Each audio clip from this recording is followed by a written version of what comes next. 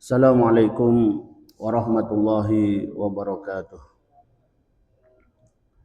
Alhamdulillahi rabbil alamin allazi alafa baina qulubina fa asbahna bi ni'matihi ikhwana.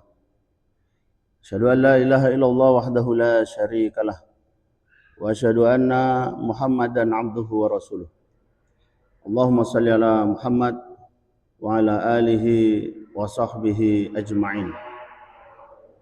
Amma ba'du, qala Allah Ta'ala fi kitabil karim, a'udzu billahi minasyaitonir rajim, bismillahirrahmanirrahim.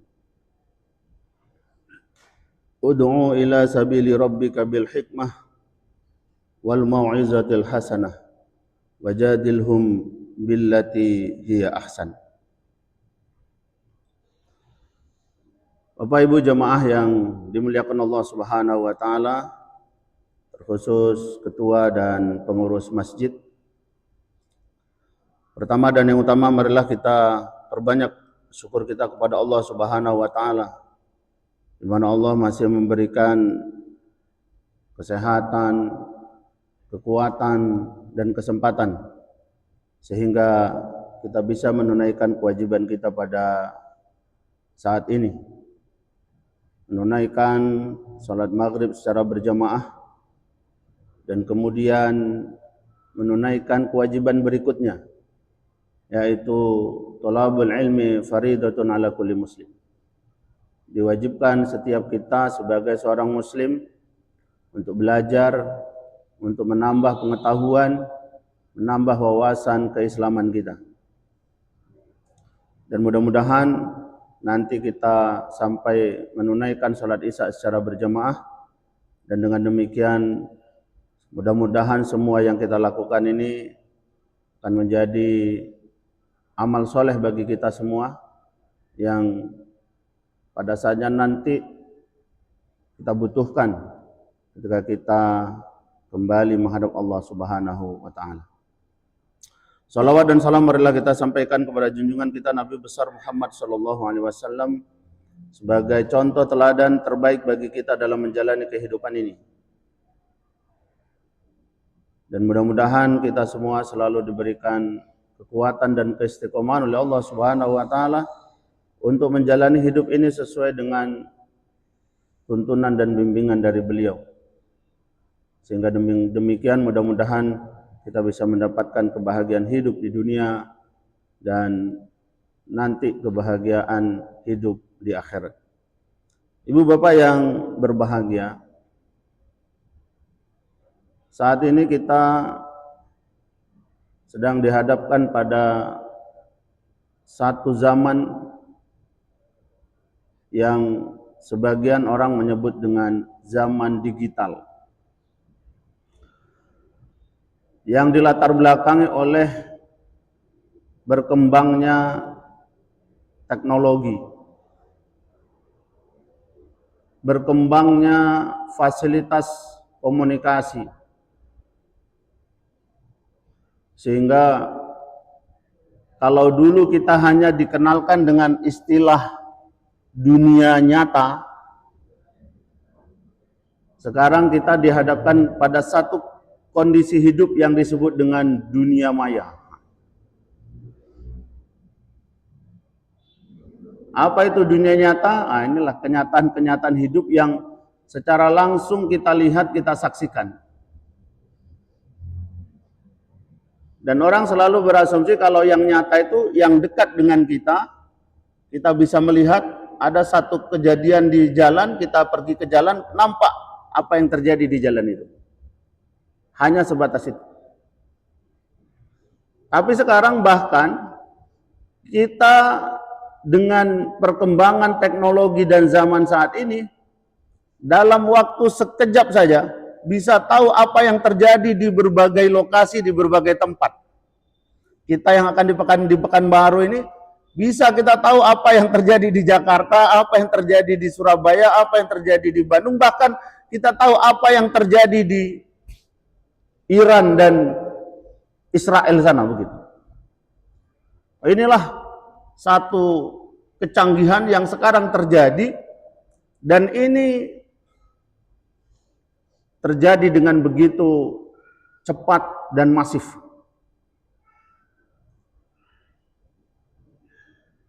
Nah, kondisi ini terjadi akibat dari adanya perkembangan zaman yang disebut orang dengan zaman teknologi.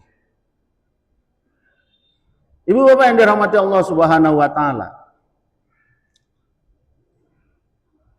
Sekarang bahkan anak-anak kecil saja itu sudah sangat fasih mereka dengan yang namanya handphone, smartphone. Sehingga mereka yang masih kecil-kecil saja itu sudah bisa tahu apa yang terjadi di dunia ini. Kenapa? Karena begitu gampangnya informasi, berita-berita beredar melalui alat-alat teknologi ini, smartphone, handphone ini, sehingga bahkan anak-anak kecil yang sekarang sudah amat sangat banyak memanfaatkan keberadaan handphone, smartphone itu, mereka tahu informasi, kabar berita, kejadian-kejadian dan lain sebagainya.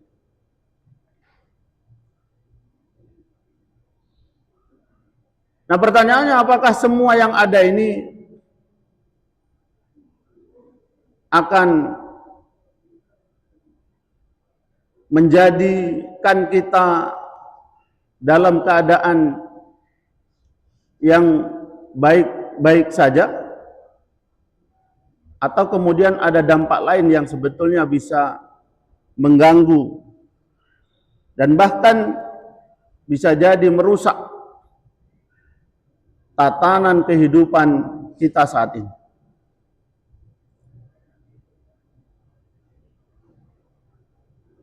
Dari data yang bisa kita akses secara terbuka, bahwa di Indonesia ini pengguna internet di Indonesia ini adalah sebanyak 230 juta pengguna internet di Indonesia.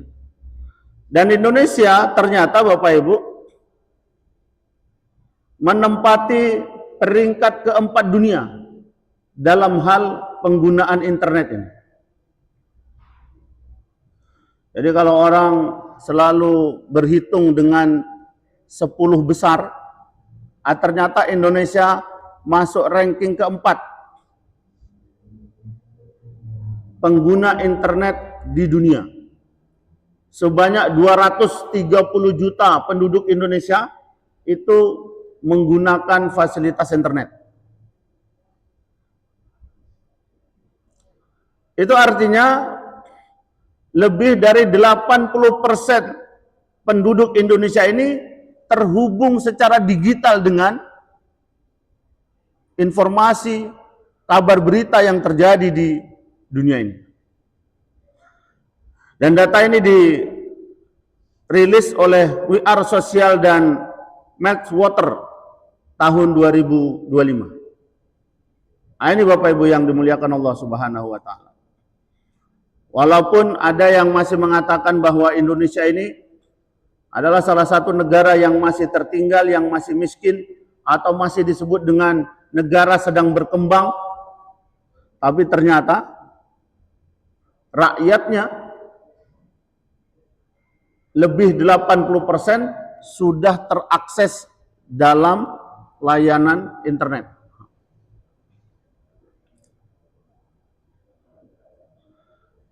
Nah, ini juga tentu menjadi satu tantangan besar bagi kita. Karena apa? Karena pada kenyataannya tidak semua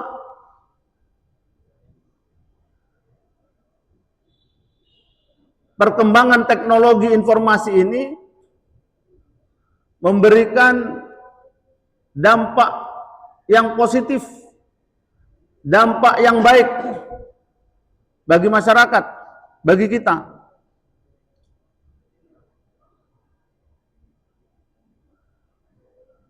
Karena tidak kita pungkiri, bahkan kadang-kadang kita tidak tahu apakah satu informasi ini datang benar atau salah. Apakah kabar berita ini yang sudah tersebar dalam bentuk apapun, berita, video, apa segala macam, itu merupakan informasi yang benar atau informasi yang salah. Disinilah salah satu tantangan kita menghadapi perkembangan zaman yang ditandai dengan berkembangnya kecanggihan teknologi. Satu sisi kita amat mudah mendapatkan informasi, mendapatkan berita, mendapatkan kabar dan sebagainya. Tapi di sisi lain kalau kita tidak betul-betul waspada dengan informasi, kabar berita yang kita dapatkan, kadang-kadang kita bisa terjebak.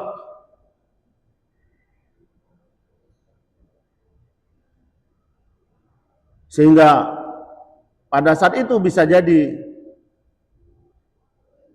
kita akan mendapatkan satu masalah dan lain sebagainya. Ada satu hal yang kemudian barangkali bisa menyengangkan kita, bahwa dengan hadirnya teknologi saat ini, muncullah berbagai persoalan-persoalan. Di antara salah satu yang sekarang amat sangat merepotkan kita semua, termasuklah pemerintah, yaitu apa yang disebut dengan judi online. Kalau dulu orang judi di atas meja, orang judi face to face, ketemu dengan satu dengan yang lainnya. Sekarang ada istilah yang dikenal dengan namanya judi online. Yang jelas bagi kita Muslim, judi itu pasti hukumnya haram, maupun online ataupun offline, begitu ya, bis? Innamal khamru wal maisir. Itu khamr dan judi haram hukumnya. Tapi dengan perkembangan zaman, teknologi yang sudah berkembang, sekarang bahkan judi dari offline pun menjadi online. Begitu. Dan gilanya ibu-ibu sekalian, peredaran judi online di Indonesia ini sudah mencapai 327 triliun. Coba itu.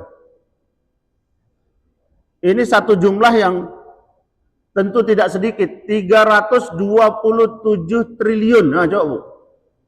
Bukan 327 ribu, bukan 327 juta, dan bukan 327 miliar.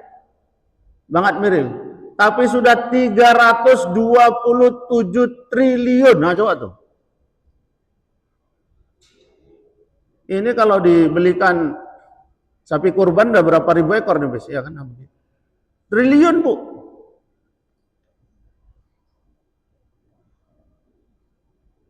Dan data ini dirilis oleh PPATK, lembaga resmi pemerintah Indonesia.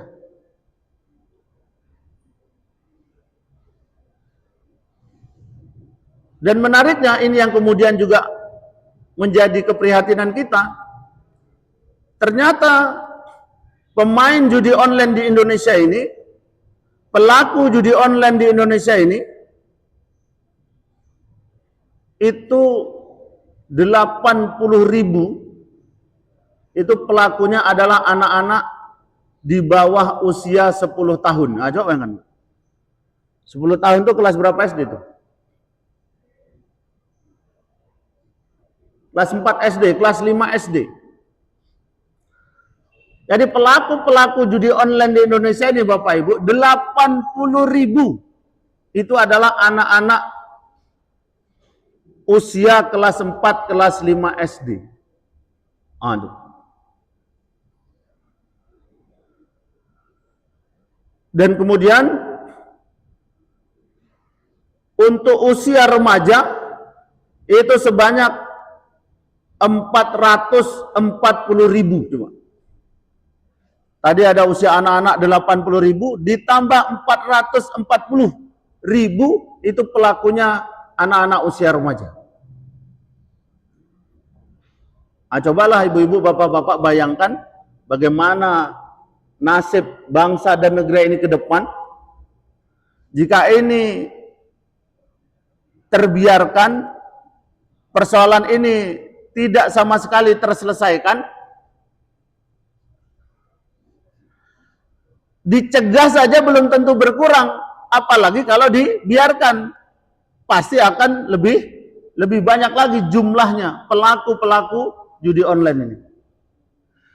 Nah, karena itulah Bapak Ibu yang dirahmati Allah Subhanahu wa taala, sudah amat sangat penting bagi kita untuk kembali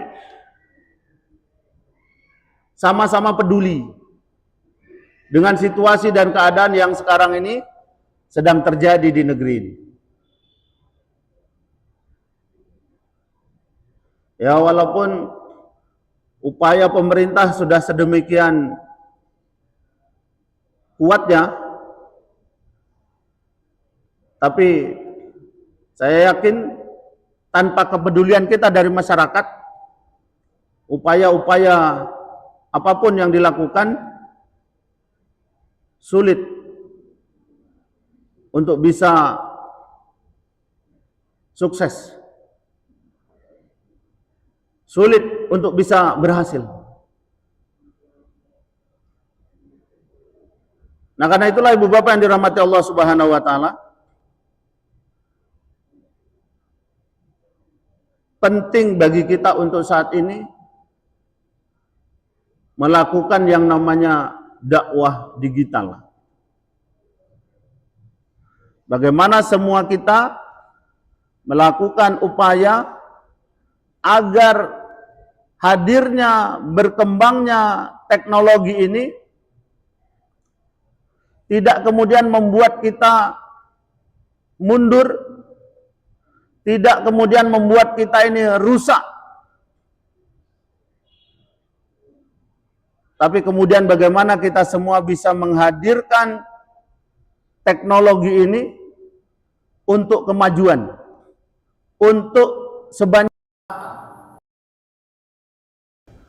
yang mungkar kita cegah, kemudian kita seru manusia untuk menggunakan fasilitas teknologi ini kepada jalan yang benar.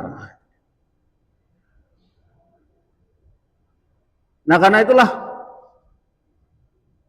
setidaknya ada 3 hal yang mesti kita lakukan.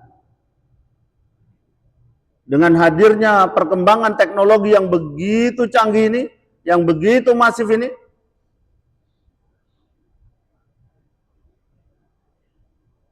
ada 3 hal yang mesti kita lakukan. Yang pertama, ketika kita mendapatkan informasi, mendapatkan kabar berita, maka hendaklah kita waspada. Kita harus melakukan yang namanya verifikasi, atau bahkan melakukan namanya konfirmasi. Apakah berita, informasi yang kita terima itu benar atau salah? Karena tidak sedikit sekarang orang begitu terima info, langsung dia share, langsung dia sebarkan. Padahal informasi dan berita yang kita terima itu belum tentu jelas kebenarannya. Ini yang sekarang berbahaya. Sehingga kadang-kadang beredarlah berita-berita fitnah, informasi-informasi yang bisa mendatangkan fitnah di antara kita. Dan ini yang kemudian bisa menjadi sumber percekcokan, sumber pertengkaran, dan bahkan sumber permusuhan.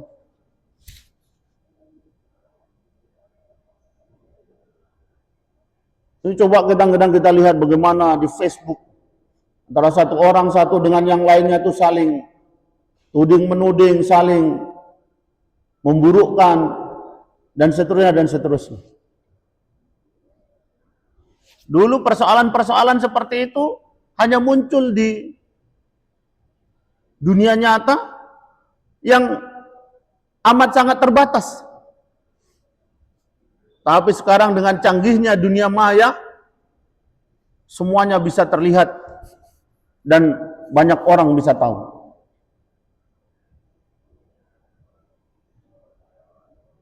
Bahkan kadang-kadang untuk satu hal-hal yang tidak penting pun amat sangat mudah di-share, dipublish oleh kebanyakan orang. Ini disinilah bahayanya dan mungkin kesalahan kita dalam rangka menyikapi tumbuh berkembangnya teknologi saat ini.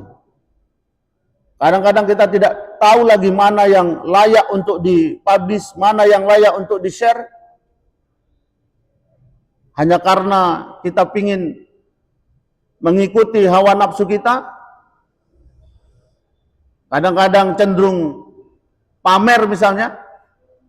Karena kalau sudah di-share semua orang tahu. Bahkan kadang-kadang hal-hal yang tidak penting pun, dan bahkan kadang-kadang hal yang kemudian bisa menimbulkan masalah pun kita share juga.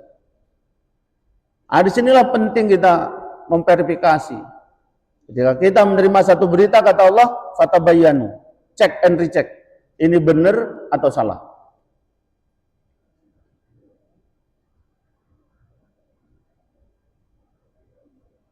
Bapak Ibu hadirin jemaah yang dirahmati Allah Subhanahu wa taala.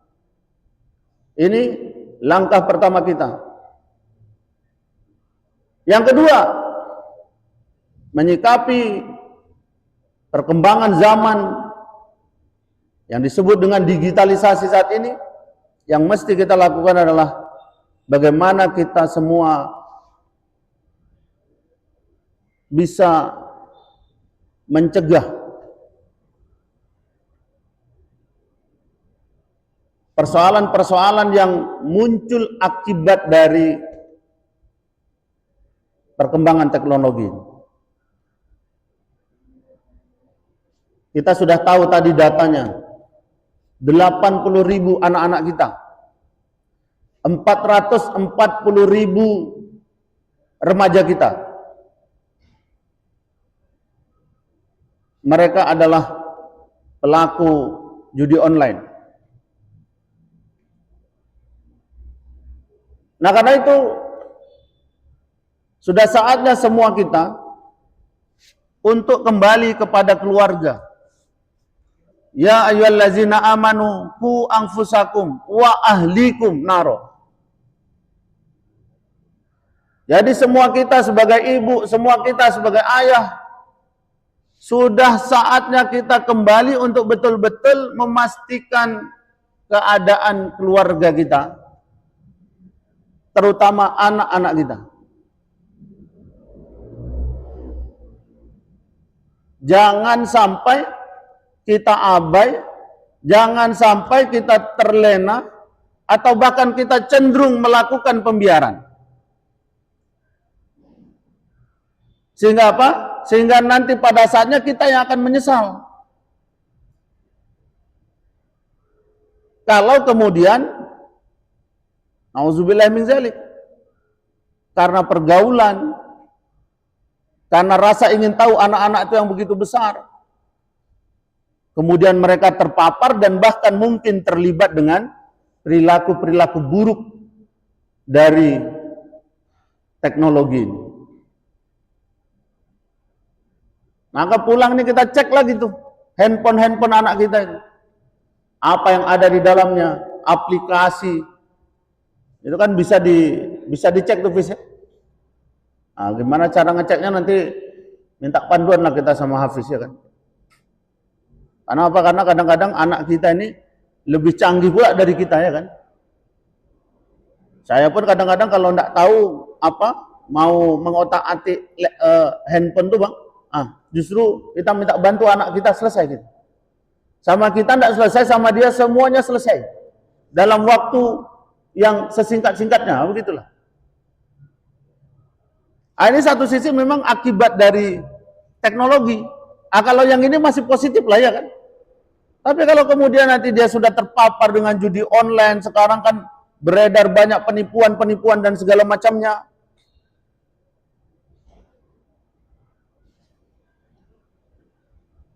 Kalau dulu kan sering kita ketemu apa? Kasus apa? Mama minta pulsa, ya kan?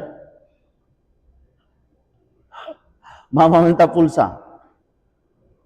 Kemudian apa lagi, Bu? Tiba-tiba kita ditelepon karena salah seorang keluarga kecelakaan di rumah sakit gini begitu ya. Mengatasnamakan keluarga segala macam. Dan Bang Admiril, anak saya pernah jadi korban ini. Melayang uang 5 juta gitu. Hanya gara-gara ditelepon, dikasih tahu bahwa ini ada saudara yang kecelakaan, masuk rumah sakit, butuh duit. Namanya juga anak-anak, ya kan? Dia tidak paham betul apa yang sedang dia hadapi. Akhirnya apa? Pergi ke tempat apa namanya tuh? Briling tuh apa namanya tuh? Tempat transfer duit. Yang menariknya tuh apa? Yang menariknya tuh kan biasanya kalau kita mau transfer, misalnya transfer 1 juta, ada dulu duitnya 1 juta, ya kan? Ini duit 1 juta, tolong transfer ke sana. Yang menariknya, anak saya tuh pergi ke situ nggak pakai duit, nggak bawa duit, cuma ngomong, Om tolong Om, ini dikirim duit oleh apa yang punya layanan transfer tuh, ditransfer aja sama dia. Sudah itu baru ditagih ke rumah saya. Waktu itu saya sempat curiga ini apa main-main apa segala macam. Akhirnya 5 juta ternyata, Bang. Dulu ada salah satu orang tua kita, ditelepon juga tuh. Modusnya ini ada seminar yang dilakukan oleh bapak ini. Nah, ternyata antara yang ditelepon dengan nama yang disebutkan itu teman akrab. Jadi sudah tidak ada lagi curiga. Oh, ini kalau teman langsung ditransfer. Tahu berapa? 19 juta.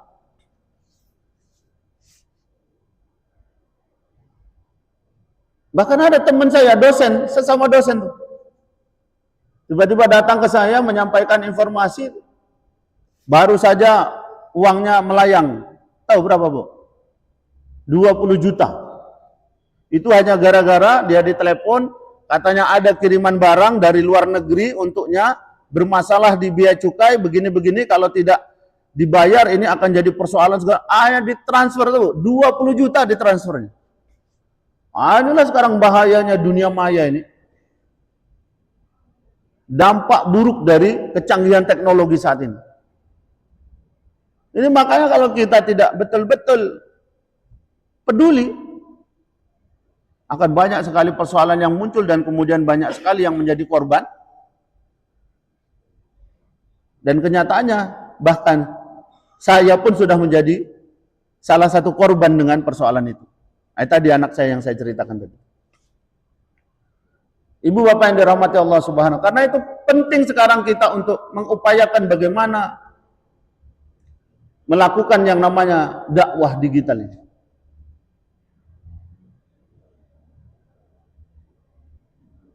Kita syiarkan, kita gaungkan, kita share himbauan-himbauan kebaikan agar banyak masyarakat yang tercerahkan. Agar banyak masyarakat yang tahu dan kemudian dia peduli dengan persoalan yang sekarang sedang terjadi. Dan ini hal yang memang tidak mudah. Karena apa? Karena yang namanya digital ini lintas batas, lintas usia, melintasi semua yang ada di tengah-tengah kita ini. Maka kembali kita kepada keluarga, kita betul-betul menjalankan tuntunan Allah dan Rasul-Nya, bagaimana kita memperkuat, bagaimana kita memperkokoh diri dan keluarga. Inilah barangkali satu-satunya hal yang betul-betul mesti kita lakukan.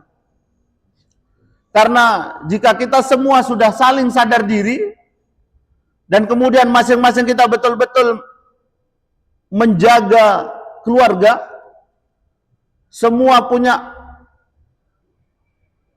misi yang sama, maka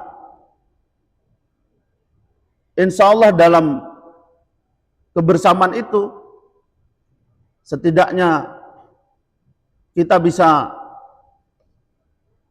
menghambat, kita bisa mencegah terjadinya perilaku-perilaku buruk dari hadirnya teknologi ini.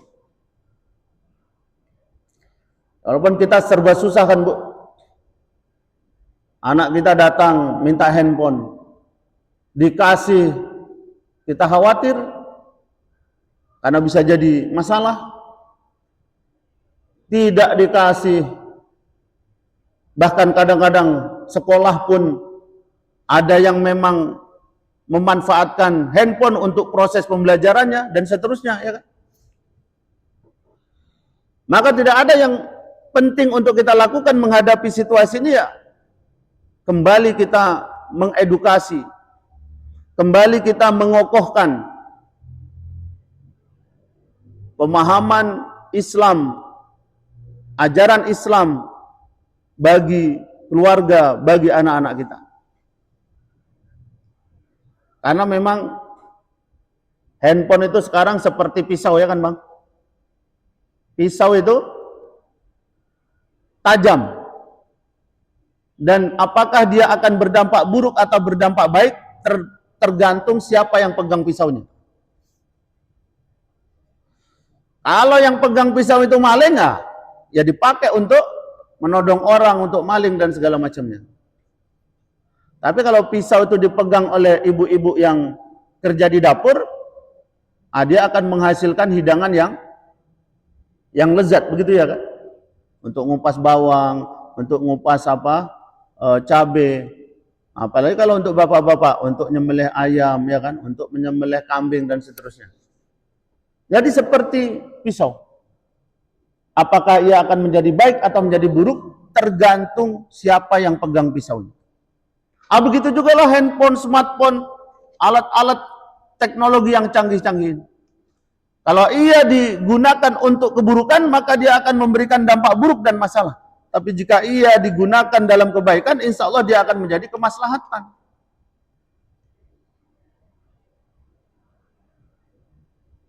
Nah tentu saja, kita yang semua ini berharap selalu hidup dalam kebaikan, sudah sepantasnya dan sudah semestinya kita pergunakan fasilitas teknologi ini untuk memberikan manfaat yang besar-besarnya dalam kehidupan kita. Nah karena itulah, kalau dulu tausiah, ceramah hanya dilakukan antara narasumber dengan jamaah yang hadir, sekarang bahkan kita berada di Masjid Al-Fida, tapi kemudian apa yang disampaikan dari Masjid Al-Fida ini bisa tersebar, bisa terpublish ke semua kalangan dan dalam jangkauan yang luas. Inilah ibu bapak yang dirahmati Allah Subhanahu wa taala, yang pertama menyikapi kehidupan teknologi canggih saat ini, kita harus betul-betul waspada. Setiap informasi, setiap berita, kabar apapun yang kita dapatkan, harus betul-betul kita pastikan, kita verifikasi, dan jika perlu kita konfirmasi. Apakah berita ini benar, apakah informasi ini benar, atau bahkan kemudian fitnah dan lain sebagainya. Yang kedua, untuk menyikapi persoalan-persoalan yang timbul akibat dari kecanggihan teknologi ini, akibat dari digitalisasi dalam kehidupan kita ini, sudah seharusnya kita kembali untuk menginternalisasi diri kita, memperkuat dan memperkokoh keislaman kita. Karena apa? Karena sesungguhnya Islam ini adalah solusi dari setiap persoalan-persoalan yang kita hadapi. Islam sudah memberikan tuntunan kepada kita, mana yang baik, mana yang salah, mana yang fujuraha, mana yang watakwaha. Nah, karena itu bahkan kita diajarkan satu doa, Allahumma arinal haqqa haqqa warzuqna tiba'ah, warinal batila batila warzuqna jitinabah. Minta tolong kita sama Allah Subhanahu wa taala. Mana yang baik itu baik, dan kita diberikan kekuatan untuk mengikuti kebaikan itu. Mana yang jelas salah, jelas salahnya, dan kita minta Allah agar memberikan kekuatan kepada kita agar kita bisa dijauhkan dari kejahatan dan keburukan. Jadi mari kita kembali menginternalisasi diri kita, memperkuat dan memperkokoh. Jangan kita mengikuti hawa nafsu kita. Asal dapat kabar langsung share, asal dapat berita langsung sebarkan, dan seterusnya dan seterusnya. Karena apa? Karena kalau ada kita kenal istilah amal jariah, nah itu, maka bisa jadi kalau kita tidak waspada menyebar berita, itu justru akan menjadi apa? Dosa jariah. Yang kita harapkan amal yang berkepanjangan, tapi justru yang kita dapatkan dosa yang berkelanjutan begitu. Ini sekarang bahaya. Kadang-kadang kita merasa, ini kan sederhana, ini kan sepele, share. Tapi ketika yang kita share itu betul-betul tidak kita verifikasi, kemudian itu satu hal informasi yang salah, menyesatkan, dan bahkan tidak kita tersesat, justru kita bisa menyesatkan orang lain. Disinilah kita mesti betul-betul waspada. Bapak Ibu hadirin yang dirahmati Allah Subhanahu wa taala. Pada akhirnya kita tidak bisa memang menghindari berkembangnya zaman ini. Tak bisa kita. Apalagi kita hidup di lingkungan yang begitu luas ini. Kecuali kalau memang misalnya kita mau hidup di hutan, ya kan? Hidup di hutan pun sekarang orang sudah tidak tahan lagi, ya kan begitu? Paling bisa tahan 3 hari. Maka sekarang ini kan ada istilahnya, biarlah kurang makan, yang penting jangan sampai kurang jaringan internet. Maka kalau kita balik kampung, dari akses internet, ya paling-paling tahan 3 hari. Lewat 3 hari itu sudah pusing kita, ya kan? Karena tidak ada apapun yang bisa kita dapatkan. Berita, informasi, dan segala macam. Nah, karena itulah berkembangnya teknologi zaman ini tak bisa kita pungkiri, tak bisa kita hindari. Maka kemudian yang harus kita lakukan adalah bagaimana menyikapi hadirnya kehidupan digital ini, digitalisasi dalam kehidupan ini dengan benar, dengan sikap dan cara yang benar. Itu saja yang bisa kita lakukan. Kita pilah dan kita pilih. Kita betul-betul pastikan mana yang benar, mana yang salah. Dan akhirnya jangan sampai kita justru terjebak dampak buruk dari hadirnya perkembangan zaman dan teknologi ini. Bapak Ibu yang dirahmati Allah Subhanahu wa taala.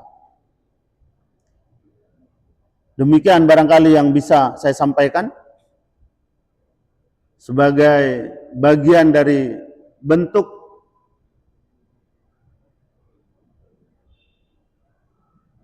peringatan untuk kita semua, bagian dari bentuk kewaspadaan kita semua, agar kita tidak terjebak kepada persoalan-persoalan, kita tidak terjebak pada dampak buruk hadirnya perkembangan zaman, perkembangan teknologi yang saat ini sedang terjadi di tengah-tengah lingkungan kita ini. Mudah-mudahan kita semua yang hadir ini selalu diberikan taufik dan hidayah oleh Allah Subhanahu wa taala, sehingga kita bisa menjalani hidup ini pada jalan yang lurus, pada jalan yang benar. Ihdinas siratal mustaqim. Ihdinas siratal mustaqim. Ihdinas siratal mustaqim. Mohon maaf jika ada hal-hal kurang berkenan atas segala kesalahan dan kekhilafan, dan terima kasih atas segala perhatian. Nasrun minallah wa fathun qarib wa basyiril mu'minin. Billahi taufiq wal hidayah. Wassalamualaikum warahmatullahi wabarakatuh.